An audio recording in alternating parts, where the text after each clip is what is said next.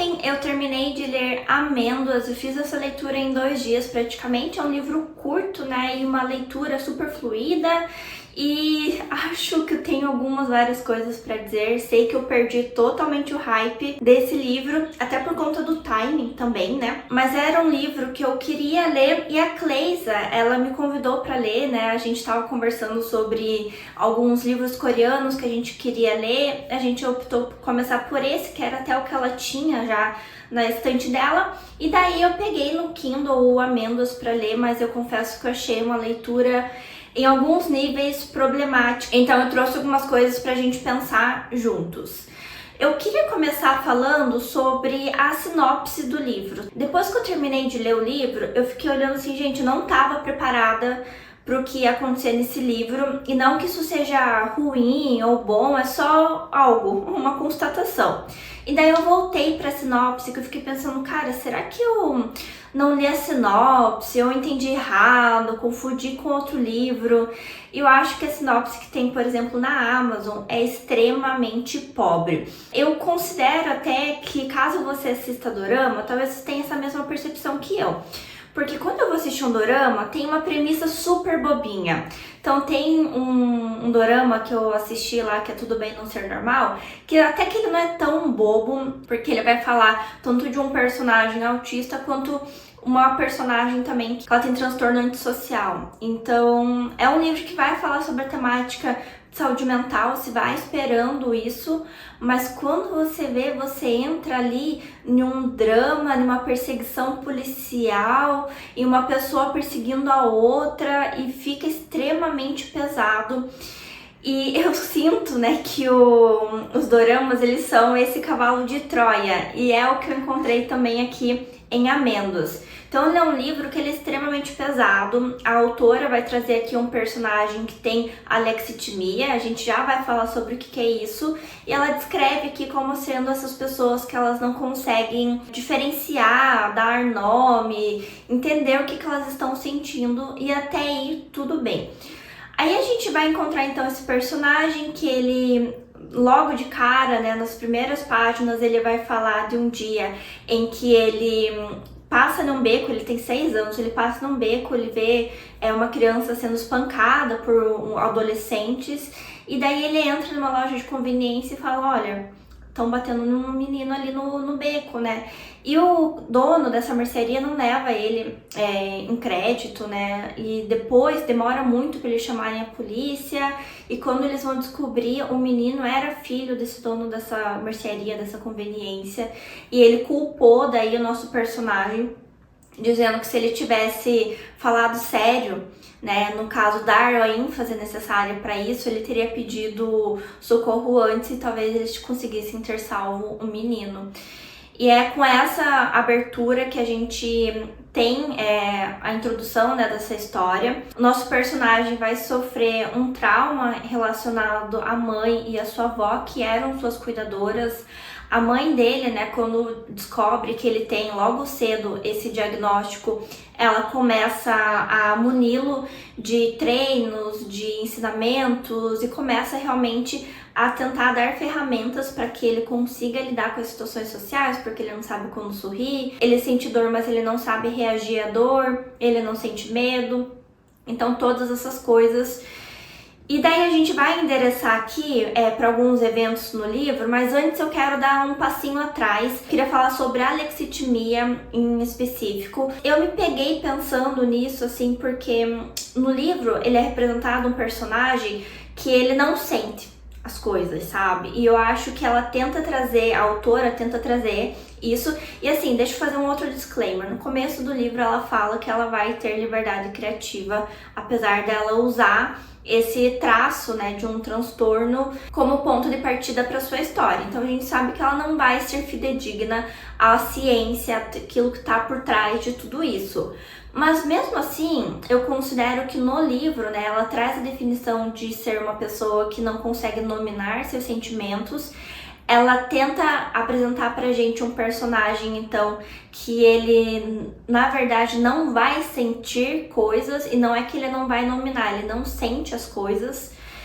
E eu acho que isso já é antagônico e no final ela não consegue nem apresentar um personagem que não sente as coisas, porque ele sim sente e é o que faz com que ele acabe tomando algumas decisões no final do livro que são problemáticas e que daí eu já trago pra vocês. Mas voltando pra alexithymia, a gente vai ter, né, a palavra, né, o a sendo essa falta, lex sendo a palavra e timia o sentimento. Então é a falta de palavra para nomear sentimento. Basicamente essa tradução. Isso se apresenta, né, em pessoas como um distúrbio por si só. Ele não tem um CID, então a gente tem algumas lacunas da ciência ainda sobre esse tipo de transtorno, mas a gente tem algumas coisas que já são convencionadas na área acadêmica, na área científica, que é, por exemplo, a característica da pessoa não conseguir nomear o sentimento, ela não consegue identificar o que ela está sentindo, uma incapacidade de fantasiar, de criar cenários mentais, de criar metáforas e também um pensamento muito concreto. O que isso significa? A pessoa só consegue pegar conceitos externos e não consegue criar seus próprios conceitos. Então ela vai repetir, vai ser muito aquela pessoa que sempre vai fazer o que os outros estão dizendo, mas que ela tem dificuldade de construir esse mesmo caminho sozinha ou questionar o caminho que os outros estão decidindo, né, destinando para ela. Em termos práticos, que tipo de comportamento essa pessoa vai ter? O mais clássico, que é a frieza, um comportamento que as pessoas vão dizer como robótico, então uma pessoa que não sente, uma pessoa fria, uma pessoa que não tem expressões, dificuldade de entender o que os outros estão dizendo, sentindo, dificuldade de identificar metáforas, de compreendê-las. É aquela pessoa que não sabe se está falando sério, se está falando brincando. Pouca comunicação verbal e pouca comunicação não verbal também. Então é uma pessoa que ela é tida como apática. E por que eu queria trazer tudo isso para vocês, né? Porque eu acho que aqui, quando a autora traz esse transtorno, né, eu acho que é importante difundi-lo, as pessoas terem mais conhecimento, e a literatura tem esse papel, mas eu acho que a forma com que ela apresenta isso, ela, na verdade, é antagônica com aquela que ela mesma propõe como uma definição no início do romance. E o nome do livro é Amêndoas, e por conta disso, né, a mãe do menino dá várias amêndoas para ele quando ele é criança, e tem esse nome porque a área que é, de certa forma, comprometida, né, no cérebro de uma pessoa com alexithymia são as amígdalas. Então, o que acontece é que essas amígdalas, elas parecem amêndoas e por conta disso se tem, então, o nome do livro aqui de Amêndoas. Só que dentro da esfera acadêmica a gente tem uma divisão científica sobre pessoas e teóricos que entendem que a origem dessa doença é uma origem inata, que significa que a pessoa já nasce com aquilo, ela já nasce com algum tipo de comprometimento cognitivo na parte das amígdalas especificamente, ou tem também os teóricos que vão defender que é algo do ambiente. E tem a terceira linha ainda que vai falar que é uma mescla dos dois. Então, dentro da ciência a gente já não tem um consenso. E por que isso é importante? Porque aqui o livro ele vai assumir essa premissa de que tem uma dificuldade biológica nessa criança, que vai se tornar um adolescente, a gente vai acompanhar, né, a adolescência dele. Mas no final do livro, eu já tô adiantando aqui algumas coisas, a autora vai trazer, eu até anotei aqui para falar bem exato o que acontece. O menino vai se colocar numa situação de perigo e um cara, né, que assume um papel de cuidador dele quando ele é afastado da sua mãe e da sua avó, fala o seguinte: eu acredito que o coração pode prevalecer sobre o cérebro, dizendo que os sentimentos eles são mais processados, né, e mais sentidos pelo coração do que pela mente. E isso eu acho que é um equívoco, sabe, bem significativo, porque a gente não tem nem a origem certa acadêmica, né, da onde que tá dizendo, e ela traz daí um outro ponto, né, de que os sentimentos eles são trabalhados no coração e que esse personagem ele vai ter um desenvolvimento, vai passar a sentir coisas por conta do desenvolvimento que ele teve em relação às outras pessoas. Uma das formas de você tratar, entre várias aspas, a alexithymia, que ela não tem uma cura, ele vai ser você sendo exposto, né, a filmes, a séries, a treino comportamental. Então, para que a pessoa consiga identificar através de exemplos externos aquilo que ela está sentindo.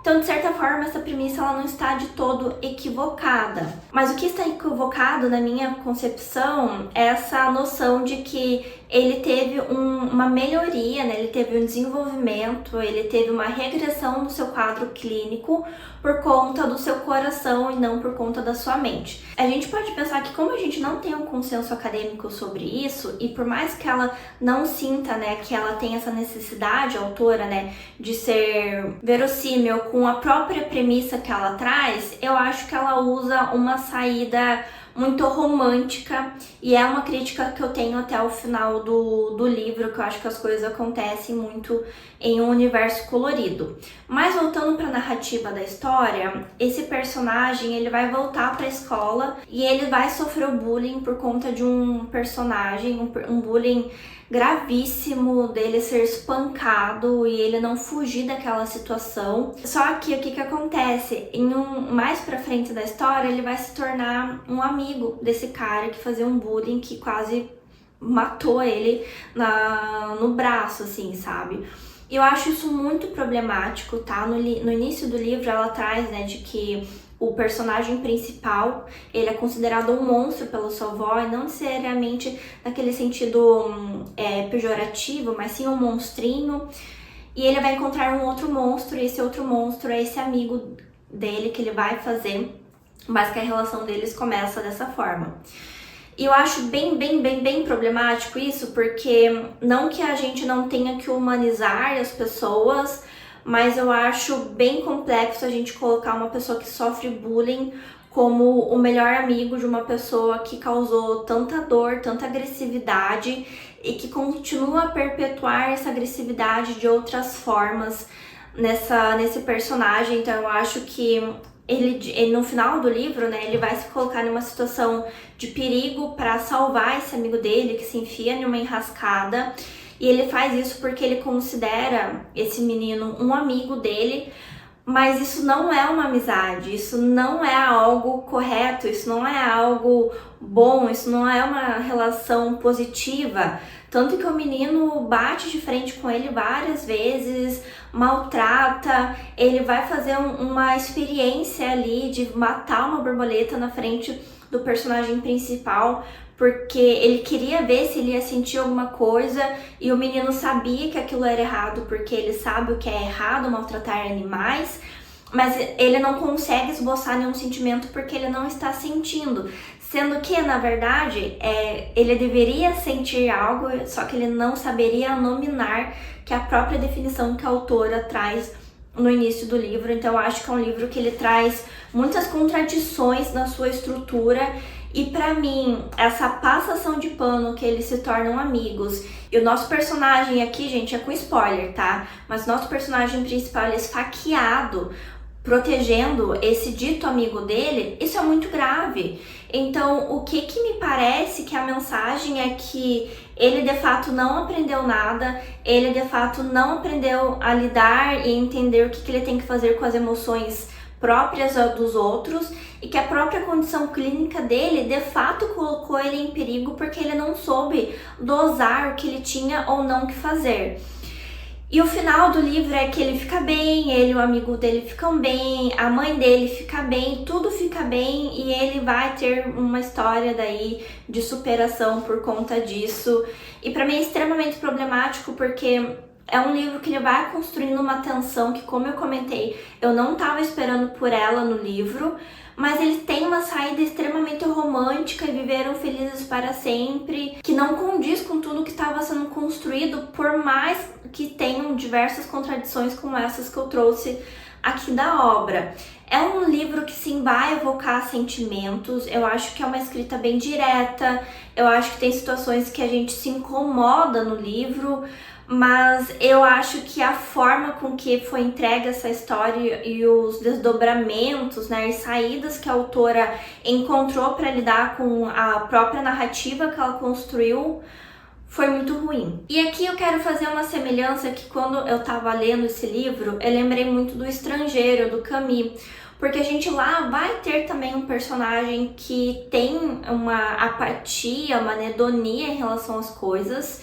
Ele não sente sentimentos em relação ao que está acontecendo à sua volta, em relação à própria morte da mãe dele. E aqui a gente tem um acidente muito grave acontecendo com a mãe do nosso personagem principal, então a gente pode fazer essa aproximação de uma coisa com a outra. Mas lá o Camus consegue entregar com excelência isso, o que aqui eu considero que não foi feito da forma que poderia ser feito. E eu me incomodo um pouco com esses livros com capa fofa, mas com tema profundo, sabe? Eu acho que, principalmente quando você tem uma sinopse que ela não vai abordar de forma um pouquinho mais aproximada o que a gente vai encontrar no livro, e a gente tem uma capa que não condiz com a atmosfera do livro também, eu acho que as pessoas podem ir um pouco desenganadas pro livro, ainda mais que a gente tá em todo um movimento literário, né, dos livros coreanos de cura, por exemplo, que sim vão trabalhar sobre temas sensíveis, mas não de um bullying extremo, de uma violência física tão forte como outros livros. Então eu acho que não é tão justo com os leitores, e eu vi poucas pessoas falarem sobre isso especificamente nas resenhas que eu vi na internet. E eu acho que é interessante trazer aqui um pouco de onde surgiu a ideia do livro para a autora, né? Ela teve um bebê, então em torno dos seus 4 meses ali, ela se pegou pensando, né, qual que seria a situação extrema que talvez colocaria à prova o seu amor pelo seu filho. Então ela representa isso nos dois personagens, né? Tanto no personagem principal, que tem alexitimia, quanto o seu amigo, que vai ter um comportamento agressivo, que saiu do reformatório juvenil, que vive aprontando, que vive se enfiando em briga. Então, entre um que é extremamente agressivo e problemático, e outro que não vai saber nomear seus sentimentos. Então, são as duas situações extremas que ela coloca para exemplificar, e que no final, né, a grande moral do livro é que o amor e a amizade podem salvar as pessoas, o que eu concordo, mas não da forma com que isso daqui foi entregue no livro. Bom, acho que é isso que eu tinha para dizer hoje, tá? Se vocês leram o livro, deixa aqui nos comentários o que vocês acharam. Se vocês gostaram do livro, o que vocês curtiram, porque eu quero ver outras opiniões também, já que minha experiência ela acabou não sendo aquilo que eu imaginei que seria, né? E eu não gostei de algumas saídas que a autora fez no seu próprio livro. Mas se você assistiu até aqui, meu muito obrigada. Agradeço, como sempre, os membros da Biblioteca Secreta, que é a área de membros aqui do canal, e eu te vejo no próximo vídeo.